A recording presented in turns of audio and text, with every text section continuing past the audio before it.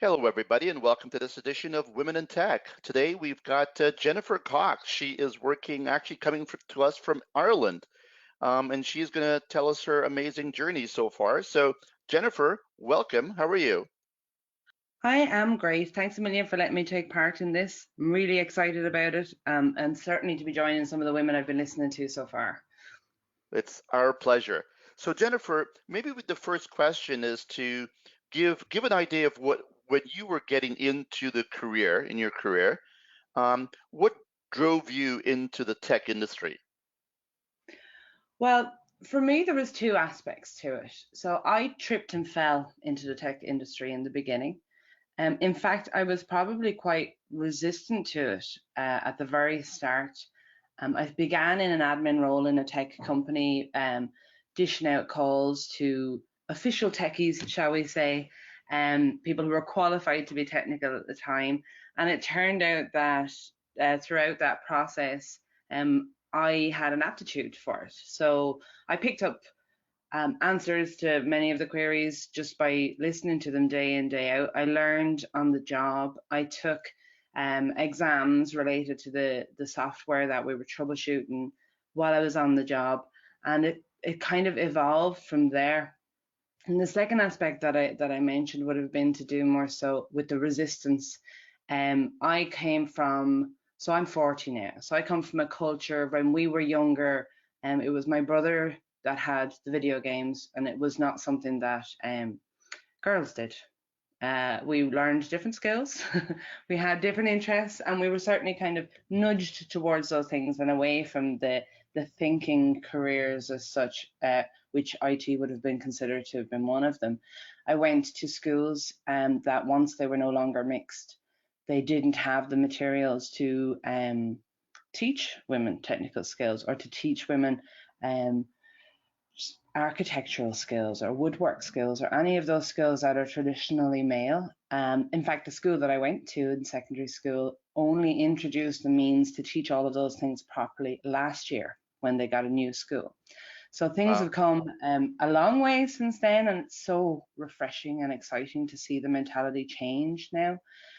So when I say I tripped and fell into it at the time, I didn't see it as an opportunity. I saw it as something that I probably shouldn't be doing because everybody that worked in it at that time, in the particular company that I worked for, everybody that worked in it in that time was male. The only women were the ones on reception or the ones serving the tea, and everybody was male back then. So it has Well, you've changed come a a lot. long way for sure. You It know, has, hasn't it? so maybe you can tell me what is the one biggest challenge that you had in your journey as a woman in the tech industry?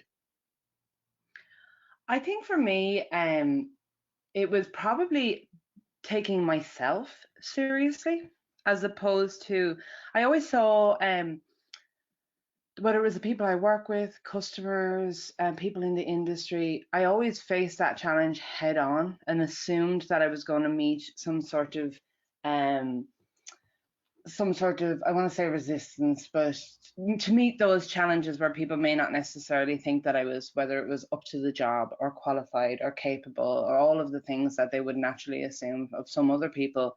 um so I expected that, and I tackled that head on when I came across it. So the biggest challenge I used to have was second guessing myself, um because like I say, it's that kind of imposter syndrome aspect that comes in, and some people feel that in their regular jobs, whatever the job is, not exclusive to IT.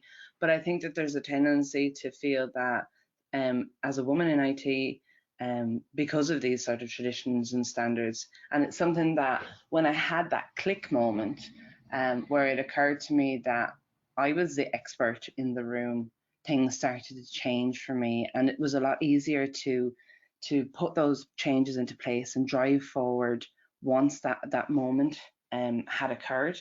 But I wouldn't have gotten to that position without the challenges and facing the interactions and the conflict and the expectations people would have had about what I should or couldn't do. That's quite interesting. So you actually overcome a fairly big challenge, and many people deal with imposter syndrome. I deal with it myself, so it's Yeah, something that we all deal with it on a daily basis. So now you've gone in the tech industry. You're implanted in the tech industry. Looking back a little bit from where you are today, um, are you happy that you made that choice? absolutely, absolutely. And I think from the very first time I began in support. So from the very first time I got on the phone with a customer and managed to talk them through an issue from beginning to end, and they were delighted and said thank you and stepped away from the phone. I think I did a little dance, and it was a moment where I realized, oh, hang on now, I'm not limited to these things. I can do more. So let's try another one and let's take it further. And what else can I do? And maybe we'll do this as well. Maybe I'll take an exam. Maybe I'll, it evolves from that. And it's the tiny little moments of encouragement. And what surprises me is where they come from. Often not where you would expect. I mean, everybody does expect you'll get it from your parents or your siblings or your friends, but it's those little interactions with customers and colleagues that can be detrimental to a career, but also can be the makings of a person. I mean, I've had interactions with colleagues over the years that they won't even remember those conversations, but they were game changers for me with regard my perception of myself, what I can do, my capabilities, but also their belief in me, which just reinforces all of that then as well. That's amazing. Do you want to maybe share one story about one mentor, quote unquote, that maybe in your career that has been a bit of a game changer in helping you to move forward? Yes, yeah, sure. So the first job that I would have had in tech, I had it for 11 years. I will not eight many jobs within that particular company. I worked with for 11 years. So I worked up from that frontline support to managing pretty much the network and the rollouts and infrastructure for the company. And when I was ready to leave, which was probably about 3 years prior to actually leaving, but when I was ready to leave, I sat down with a girl that was a colleague of mine, Deirdre is her name, and I had put to her that here's what I wanted to do. I want to work in security. I don't know where to start. What do I need to do? And can I do it? And I really utterly wasn't sure at the time that I could do it. And Deirdre, it's funny when you see people's perspective of you from the outside. So Deirdre sat down with me and she took the time, and it might have been maybe an hour, to just talk about the industry she was working in. So she was working in software as well, and she went through some of what she does day in day out, and said that there's nothing in here that you couldn't do with your eyes closed. So take the leap, go for it. Like, and there's within that conversation, she made a few little tiny comments. That was probably the biggest one of it, but a few little comments about what she'd seen me do in the small time that we'd worked together and what she thought of me, which I had no idea. That made me take the deep breath and be brave enough to take that leap. And the leap for me was moving to a bigger company that was a further commute, but with much more opportunity.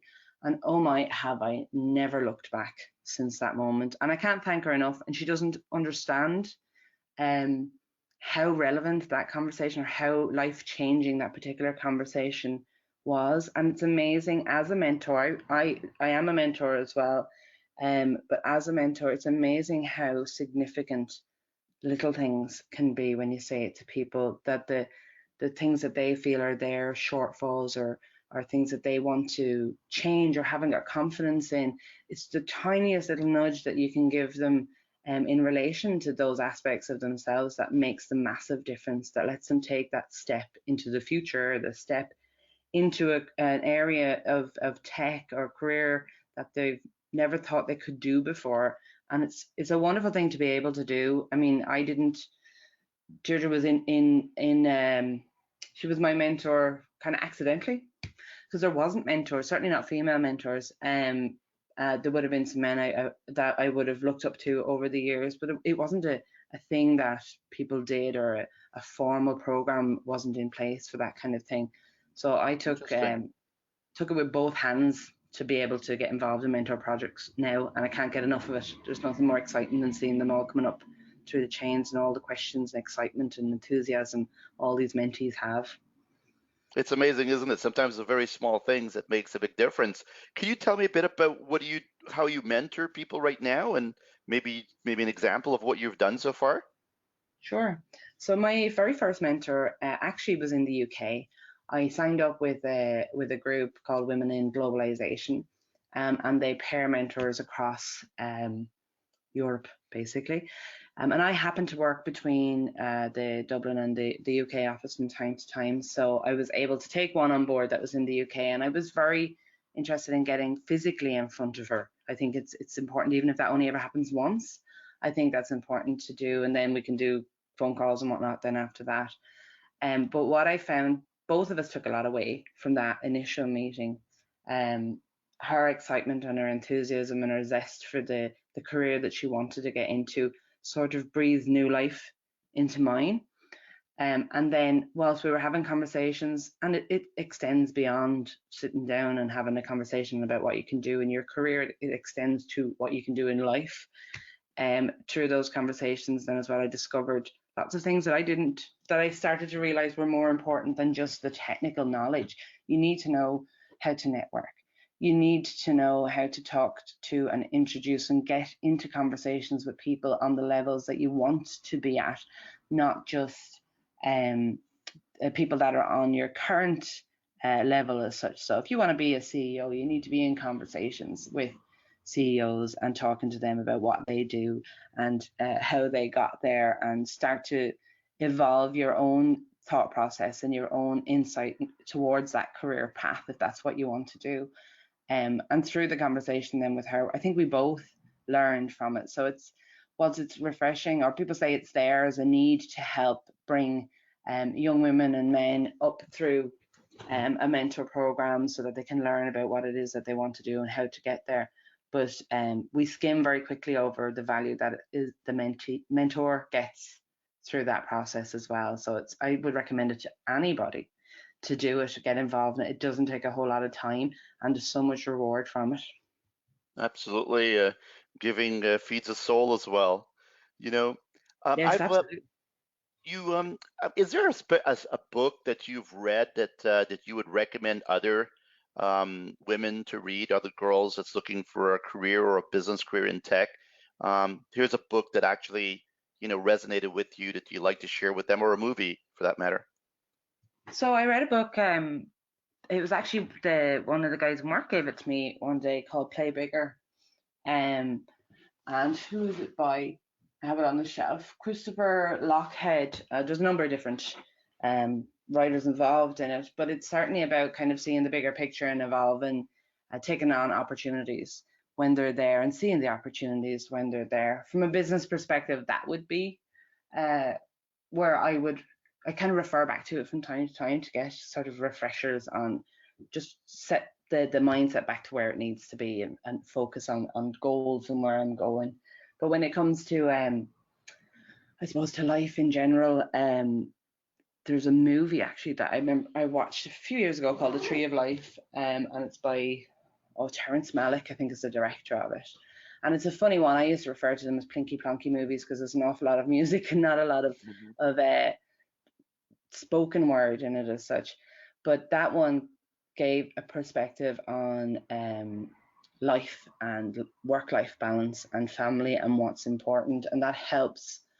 The two of those actually combined help to put together a drive for what I want to achieve personally and career wise, but also was helping to keep an eye on the bigger picture too. I mean, I'm a mother to four boys, so there's a lot of chaos goes on outside of the work life then too, and I wouldn't swap any of it for the world. But I think it's really important to keep an eye on all of the balls that are in the air as such, and try to get the balance as close to perfect as possible, shall we say. Absolutely, balance is king, that's for sure. So, looking back now, and let's say you had some younger girls in front of you, and weren't quite sure if the technology industry made sense for them to pick as a career. What advice would you give them that would encourage them to get in and stay into the tech industry? So I would tell them to connect with people in very different roles.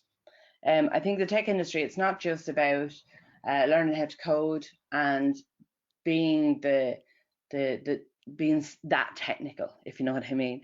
It has varying levels of tech, and for some people they tend to shy away from it because they think, oh God, no, I couldn't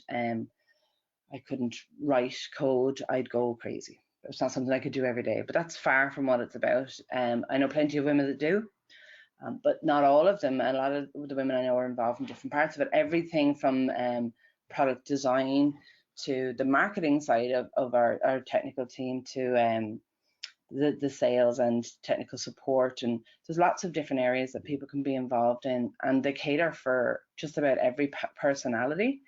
So I think if I was working with a group of excuse me, working with a group of young women, I would encourage them to talk to different people from very different parts of tech and to try everything. I've known several people that have gone in and thought, yeah, I'm definitely going to be a developer. Here's what I want to do for the rest of my life. And then 2 years into their college studies, they are going, no, maybe not. This is not what I want to do. But I kind of like front end design, or I like troubleshooting, or I like help working with people and explaining to them how certain things work. And the career will take a different direction, but there's no better career than tech to allow you the freedom to move into different parts of it. If you are Some doing great something and you decide I don't like this anymore, you can still take the training and the skills that you have already and do a jump into a completely different part of it, and it's all relevant.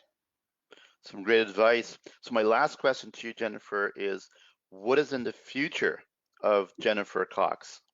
That's an interesting one. Um, for me, I think I see a lot more interaction on the women in tech side of things. It's something that gives me joy to be involved in, and to see the benefits of it is just, it's phenomenal. We can really, it's a movement that is really um, picking up pace now. So I'm definitely going to get more and more and stay more involved in that. And then from a work perspective, we're busy all the time, and I love to be busy. But for me, it's definitely about staying challenged. So I've been through a few promotions since I moved to Tenable, and I intend to continue on that path. And I'll take upon whatever opportunities that I can as they come to me.